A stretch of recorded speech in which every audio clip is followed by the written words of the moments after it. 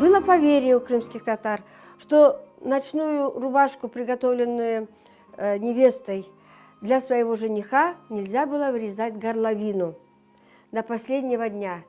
Это считалось плохой приметой, если девушка вырезала заранее горловину. Горловину можно было лишь вырезать в день уже замужества. Но, к сожалению, вот эта ночная рубашка мужская, которая, как я уже сказала, принадлежала моей тете Зекие, осталась так и не вырезанной, так как она, к сожалению, не вышла замуж.